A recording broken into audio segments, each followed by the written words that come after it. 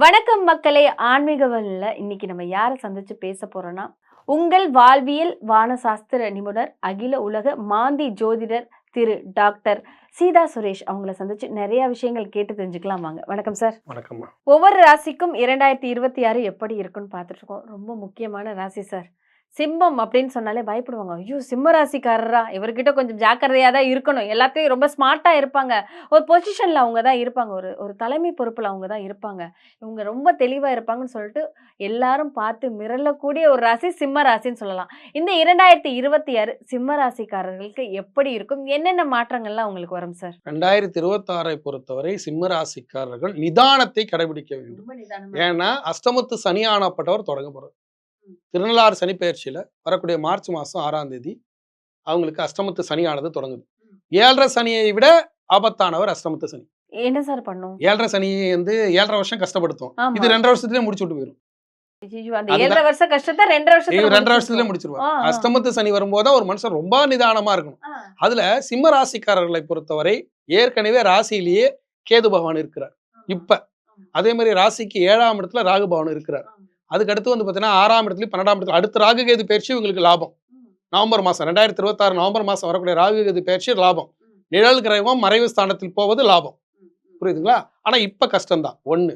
2வது, இந்த ராகு கேது பயிற்சி நடந்த பிறகு, ராகு என்பது கால், கேது என்பது தலை. ராகு கேது பயிற்சி நடந்துச்சு இல்லையா? போன ராகு கேது பயிற்சி நடக்கும் போதே பல பேருக்கு காலை ஒடிச்சு விட்டுருச்சு. புரியுதுங்களா? அதே மாதிரி வந்து தலை அடிபட்டு போச்சு. சிலருக்கு தொழில் ரீதியா இடைஞ்சல கொடுத்துருச்சு. சிலருக்கு இப்பயும் நிதானமாக தான் போக வேண்டிய சூழல் இருக்கு. இது தொடரும். கொஞ்சம் ஜாக்கிரதையா இருக்கணும். எப்ப 2026 முழுமையா 2027 பாதி வரலைக்கு இது இருக்கும். அது முக்கியமா 2026 நவம்பர் வரலைக்கு இது இருக்கும். அதே மாதிரி குரு பகவான் என்ன பண்ணா 12ஆம் இடத்துல வராரு. இது வரலைக்கும் குரு பகவான் 11ல இருந்தார். வரக்கூடிய மே மாசம் வந்து குரு பகவான் 12ஆம் இடத்துக்கு வராரு. 12ஆம் இடங்கிறது விரயஸ்தானம். அப்ப விரய செலவு, அலுவலகத்துல வந்து பாத்தீங்கன்னா வேலை சரியில்லை அப்படின்னு சொல்லி வீண் பழி இல்ல கொடுப்பாங்க. தொழிலும் கொடுப்பாரு. வீண் பழி, வீணா வந்து பாத்தீங்கன்னா உன் மேல ஒரு தவறான கண்ணோட்டம், வதந்தின்னு சொல்லுவாங்க இல்லையா, ரூமர்ஸ்லாம் வரும். அதெல்லாம் நீங்க வந்து ரொம்ப ஜாக்கிரதையா ஹேண்டில் பண்ணணும். சிம்மராசிக்காரரை பொறுத்த வரைக்கும் இந்த புத்தாண்டு வந்து ஜொலிக்கும் அப்படின்னு சொல்லிக்கிறதுக்கு இல்லை. ஆனா நிதானத்தை கடைபிடித்தால் ஜொலிச்சிடலாம். காரணம் என்னன்னா, சனி பகவான் என்ன பண்றாருன்னா அஷ்டமத்து சனியாகவே இருந்தாலும் குருமனையில இருக்கார். அந்த குருமனையில இருக்கும்போது குரு விரயஸ்தானம், விரய செலவு பண்ணியாவது ஜெயிச்சிடலாம். அதுக்கு என்னன்னா மகான்கள் வழிபாடு, இறை வழிபாடு, இதெல்லாம் செய்யணும். சிம்ம ராசிக்காரர்கள் வந்து பாத்தீங்கன்னா அதிகார பதவியில இருப்பாங்க. அதிகார பதவியில இருக்காங்க. நான் தான் அப்படின்ற மாதிரி இருப்பாங்க. பல இடத்துல வந்து கோவப்படுவாங்க. அது மாதிரிலாம் இருப்பாங்க. ஆழ்மையா இருப்பாங்க. ஃபர்ஸ்ட் என்ன பண்ணுவாரு, சனி பகவான் அங்கதான் அடிப்பார் டங்குன்னு. அதிகார பதவியை காலி பண்ணி விட்டுருவாரு. அப்ப அதிகார பதவி காலி பண்ணிட்டா என்ன சொல்லணும், நானா இருந்தாலும் சரிதான், நீங்களா இருந்தாலும் சரிதான். ஒரு வண்டி நீங்க கார் ஓடிட்டே போறீங்க, கார் பள்ளத்துல மாட்டிக்கிட்டு என்ன பண்ணுவீங்க? ஆளை கூப்பிட்டு அதுல நான் அதிகாரம்னு சொல்லி நீங்க என்னதான் வந்து ஆக்சிலேட்டர் கொடுத்துட்டே இருந்தாலும் அந்த இடத்துல பள்ளத்துல வண்டி என்ன பண்ணும், ரோலிங் ஆகிட்டே இருக்கும். அப்போ இறங்கி போகணும். அதுக்கு பேர் இறங்கி போறது. இறங்கி போய் 4 பேரை கூப்பிட்டு வந்து அதை தூக்கி வெளியே விட்டுட்டு அதுக்கப்புறம் தான் போக முடியும். அதே மாதிரி இந்த ஆண்டு உங்க அதிகாரத்துல இருந்து கீழே இறங்கி வாங்க. அந்த அதிகார தோரணையை விட்டுருங்க, பணிஞ்சு போங்க, விட்டு கொடுத்து போங்க. அவன் அப்படி சொன்னா போறான், அடுத்த ஆண்டு நம்ம நல்லா இருக்கும்போது பாத்துக்கலாம் அப்படின்னு போங்க. சரியா? இங்க வந்து முக்கியமா பணிதல், அதுதான் முக்கியம். சோ எதனாலுமே பொறுமையா பணிஞ்சு இறங்கி பேசினாலே நல்லா இருக்கும். அப்படி பேசினா அதிகாரத்துல பேசுனீங்கன்னா மாட்டிப்பீங்க. எந்த இடத்துல கோவத்தையோ மூஞ்சியை மாத்தியோ பேசக்கூடாது. ரொம்ப இறங்கி அப்படி பேசுனீங்கன்னா சிக்கல்ல மாட்டிப்பீங்க. சிறப்பு. இவங்களுக்கான அந்த நீங்க எப்பயுமே ஒரு சித்தரையோ ஒரு மகானையோ பிடிச்சிட்டா இவங்களுக்கு சிறப்பா. சிம்ம ராசிக்காரர்களை பொறுத்தவரை அவங்க அதிகமாக வழிபட வேண்டியது இந்த ஆண்டுல ராகவேந்திரர் பிடிச்சா அவர் ராகவேந்திரர் அடிப்பார். ராகவேந்திரர் வந்து நரசிம்மரை வழிபட்டவர். நரசிம்மர் என்பது இந்த கோவத்துக்கான கடவுள். நரசிம்மரை வழிபட்டு மகானானவர் ராகவேந்திரர். அதனால ஓம் ஸ்ரீ பூஜ்யாய ராகவேந்திராய சத்ய தர்ம ரதாயஷ பஜதாம் கல்பவருக்ஷாய நமதாம் காமதேனுவே நமக அப்படிங்கிறத இப்போ ஒருத்தன் கோவப்படுறான், உங்களோட ஈகோவை கிளாஷ் பண்ணி விட்டுருவான். எவ்வளவு பெரிய ஆளு, இவன் போய் இப்படி பண்றான் அப்படின்னு. அப்ப அவனோட ஒண்ணுமே சொல்ல முடியாது.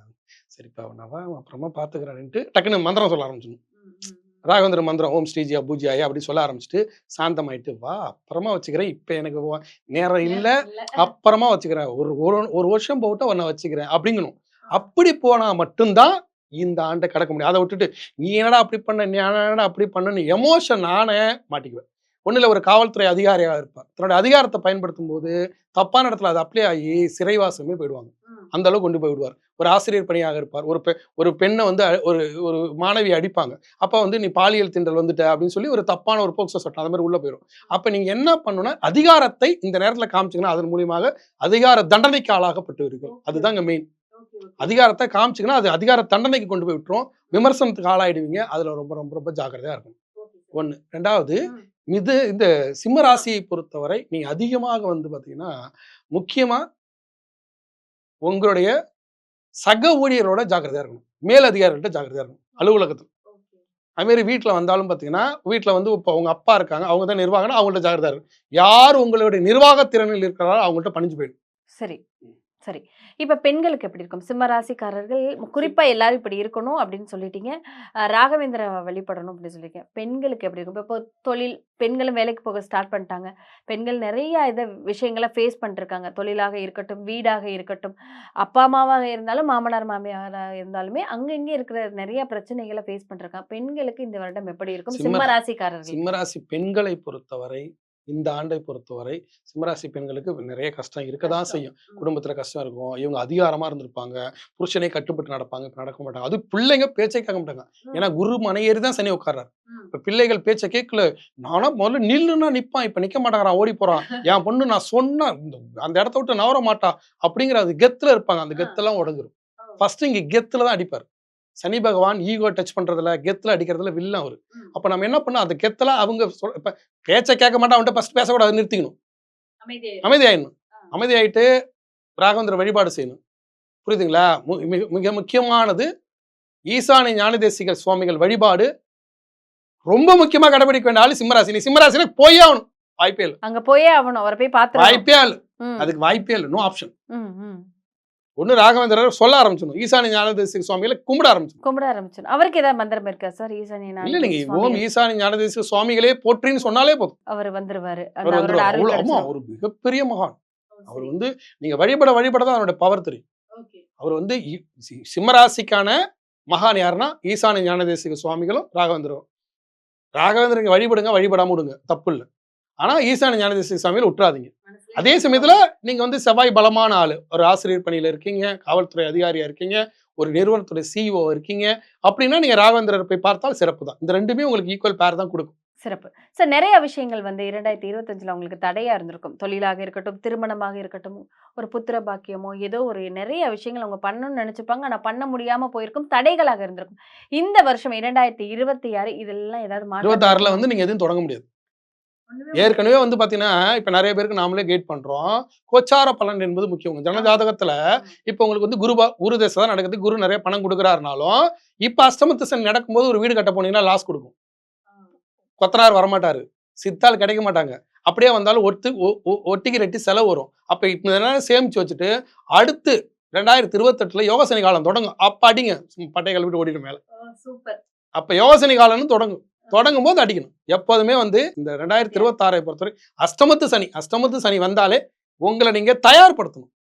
ஒரு விஷயத்தை கத்துக்கலாம். புதுசா புக்ஸ் வாங்கி படிக்கிறது, தனிமைப்படுத்திக்கணும். உங்களை நீங்க தனிமைப்படுத்திக்கணும். அடுத்தவங்கள்ட்ட பேசுறதை குறைச்சிக்கணும், நிறைய தனிமைப்படுத்தணும், நிறைய தயாராகணும். நான் வந்து நாளைக்கு வந்து இல்ல மெச்சூரா யோசிக்கணும்.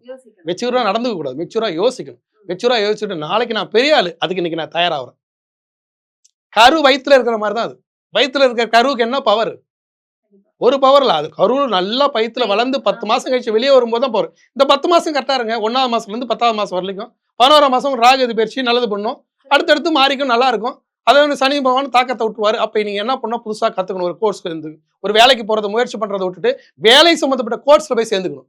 சேர்ந்துக்கிட்டு அங்கேயும் வந்து அமைதியா நீ போட்டு போகணும், வரணும், அதை சம்பந்தமா படிக்கணும், அது சம்பந்தமா எழுதணும், அது சம்பந்தமா நிறைய விஷயங்களை கத்துக்கணும், சிஸ்டத்துல உட்காந்து எல்லாம் பண்ணிக்கணும். உங்களை நீங்கள் தயார்படுத்திக் கொள்ளணும். நாளை நான் ஜெயிப்பேன், இன்னைக்கு நான் தயாராகிறேன். நாளை நான் மிகப்பெரிய குடும்பத்துல வந்து நான் வந்து நல்ல ஒரு குடும்பத்துல வாக்கப்பட்டு போறேன், நான் லவ் பண்ணிட்டு இருக்கேன், நாளைக்கு நான் குடும்பத்துல வாக்கப்பட்டு போறேன், அதுக்காக என்ன நான் தயார் பண்றேன், நல்லா நான் கத்துக்கிறேன் அப்படிங்கும்போது தயாராகணும். அதே மாதிரி நான் வந்து ஒரு நல்ல நிறுவனத்துடைய சிஇஓ அளவுக்கு எனக்கு பவர் இருக்கு, நாளைக்கு எனக்கு சிஇஓ கிடைக்கும். 9ஆம் இடத்துக்கு வரும்போது அள்ளி கொடுப்பாரு, அள்ளி துப்பா தட்டி கொடுப்பாரு. ஏன்னா அவருக்கு 9ஆம் இடம், சிம்மத்துக்கு 9ஆம் இடம் எதுங்களா? செவ்வாய் மனை மேஷம். அங்க ஏறி உட்காருவாரு, அடிச்சு தூக்கி கொடுப்பாரு, பதவி கொடுப்பாரு, வேலையை கொடுப்பாரு, வருமானத்தை கொடுப்பாரு. நீங்க வந்து ஒரு சின்ன பதவி எதிர்பார்த்தீங்கன்னா பெரிய உண்மையாலுமே ஒரு கம்பெனில வந்து சாதாரண ஒரு ஊழியனா சேர்றதுக்கு தான் உங்களுக்கு இருக்கு. அந்த கம்பெனில எம்டியே குடுப்பாரு. என்ன பண்ணுவீங்க? அப்ப அதுக்கு நீங்க தயாராகணும்ல. அதுக்கு எக்ஸ்ட்ரா கோர்ஸ் படிக்கணும்ல. கண்டிப்பா கண்டிப்பா ஒரு பொண்ணு வெறும் ஆர்ட்ஸ் அண்ட் சயின்ஸ் தான் படிச்சாங்க. நான் இந்த மாதிரி அஷ்டமத்து சனியில சொன்னேன். இந்த மாதிரி அஷ்டமத்து சனியில சொன்னேன். கடகராசியா இருந்தாங்க. அவங்களுக்கு அஷ்டமத்து சனியில சொன்னேன். அப்ப நான் என்ன பண்ணாங்கன்னா, அவங்க பிகாம் முடிச்சிருந்தாங்க. அவங்க வந்து டிகோப்ன்னு வந்து டிப்ளமோ கோஆப்பரேட்டிவ் ட்ரெய்னிங் போய் படிச்சாங்க. இப்போ வந்து எக்ஸாம் எழுதி பாஸ் பண்ணிட்டாங்க. முடிஞ்சு போச்சு. இப்ப வேலைக்கு போறாங்க. இப்ப அஷ்டமத்து சனி முடிஞ்சு இப்ப யோக சனி காலம் தொடங்கும்போதே குடுத்துருச்சு வேலைய. சிறப்பு. அப்ப நீங்க என்ன பண்ணணும்? இதுதான் பிளான். இதுக்கு தான் ஜோசியத்த பயன்படுத்தணும். So, அந்த 10 மாசம் கொடுக்கக்கூடிய ஆமா. காலம் அந்த காலத்தை நம்ம யூஸ் பண்ணிக்கணும். வேஸ்ட் ஆமா. பண்ணக்கூடாது. ம். இந்த சனி பகவான் கொடுக்கக்கூடிய இந்த அஷ்டமத்து சனி காலத்தை சரியாக பயன்படுத்தணும். பயன்படுத்தும்போது அடுத்தடுத்து வரக்கூடிய காலம் சூப்பரா இருக்கும். 9ஆம் இடத்து சனி வரும்போது நல்லா இருக்கும். சிறப்பு. அது ஆணாக இருந்தாலும் சரிதான், பெண்ணாக இருந்தாலும் சரி. சிறப்பு. சிம்மராசிக்காரர்கள் இந்த 10 மாசத்தை நல்ல முறையில யூஸ் பண்ணிக்கோங்க. யோக சனி காலம் வரும்போது உங்களுக்கு யோகம் கூரை பிரிச்சுட்டு கொட்டும் அப்படின்னு சார் சொல்லியிருக்காரு. தொடர்ந்து பேசுவோம். நன்றி. நன்றி.